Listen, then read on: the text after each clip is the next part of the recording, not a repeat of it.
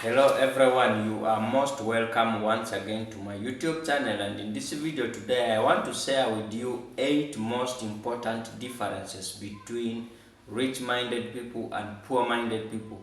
So I want you to be with me up to the end of this video because you never know, you might be a rich-minded person just because somebody has not told you you are suspicious about who you are. So before, without wasting a lot of time, we are going to get started with our video right away. But before we get started, if this is the first time you are watching my content and you have not yet subscribed to my channel, please, I beg you to consider subscribing to this channel for more videos to be coming your way, and also like this video such that this video can get to be recommended to many more other people who might also benefit from this video just as you. And also I will kindly request you to share this video with your friends and your family so that they also get to benefit from the message that has been shared in this video. And please, more importantly, don't forget to leave a comment of your own view. So without wasting a lot of time, let us get started with our video right away. The number one difference between rich-minded people and poor-minded people is that rich-minded people are long life learners, while poor-minded people stop learning as soon as they complete school. This is because life doesn't stop teaching us lessons. So as soon as you stop learning, you begin to lag behind. But if you're continuously learning, you're going to find out that you keep moving together with the world. As the world changes, you also keep moving, you also keep staying at par.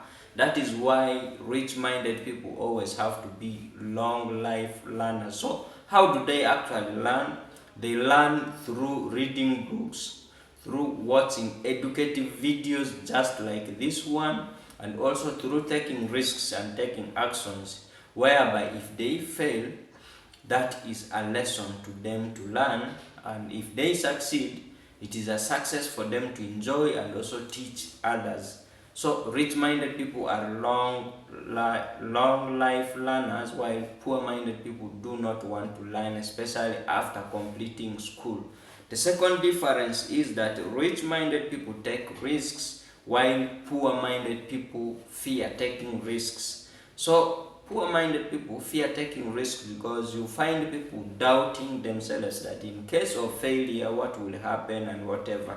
The first and the most important thing is that we all came to this world with nothing, and we shall also go with nothing. So it's important to take risks. Even if you fail, you got nothing to lose. There is nothing you're going with anywhere after here. So it's very important to take risks.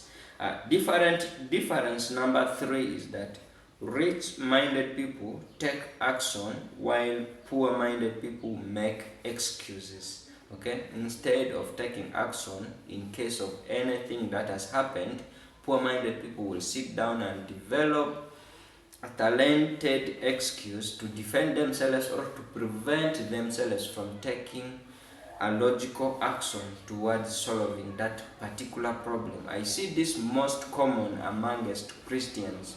Most Christians, after seeing a physical problem, they even want to go and pray. It's okay to pray, but it's always more important to pray while you take some action. So most people build for themselves an excuse that it's not their fault, it's a fault of something else, and this keeps the problem in their life. One of the most important things I have ever known is that postponing your problems will not help you to solve them. Sometimes it just helps the problem to accumulate and become more bigger and bigger. The most important thing is to tackle your problems head on head.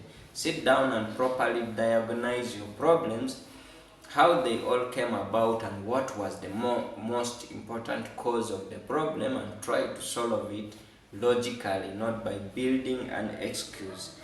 The next difference between rich-minded people and poor-minded people is that Rich-minded people invest their money, while poor-minded people spend their money just like that. So as rich-minded people put their money into things that will bring to them back their money, poor-minded people spend it on luxury things, things that won't bring back to them their money, especially buying liabilities and so on. One of the things you have to know is that what might also look to be a liability to a poor-minded person can also be an asset to a rich-minded people. You can research more or watch more of my videos about this.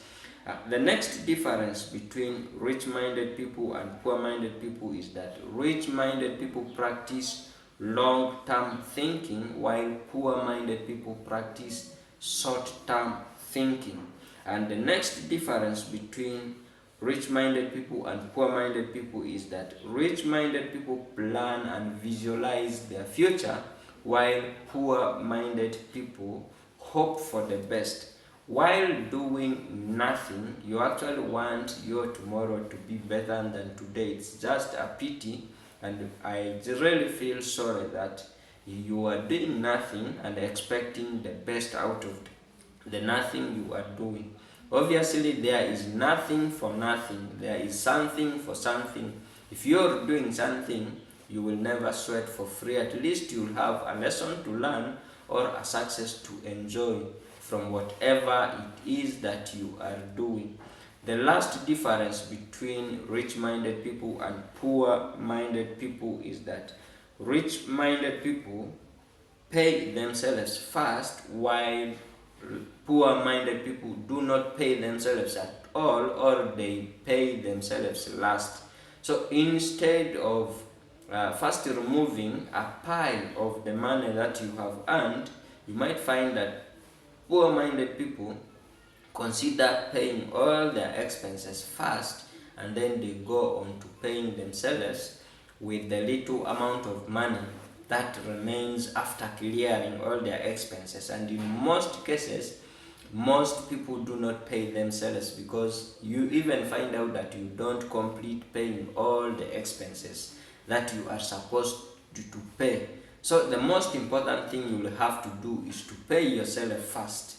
That is some specific percentage of that money which you have earned, in order to prevent you from financial disasters in the long run.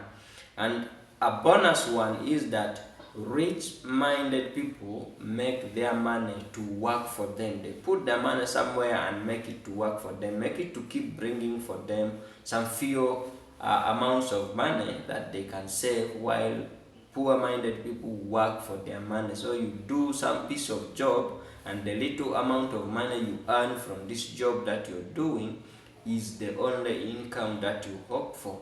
And yet rich-minded people put their money in areas where more money keeps coming to them. So thank you for watching this video up to the end, and please, more videos will be coming on your way. And the only way you can be in person to watch my videos is that if you turn on the notification bell, and anytime I post another video of this kind, you will be notified, and you may be the very first person to watch my videos. And please consider subscribing to my channel. That is, if you haven't subscribed, like this video, share and leave a comment. And please, I will see you again in my next video. For now, I wish you the very best. Have the best of your time and enjoy your life. Thank you.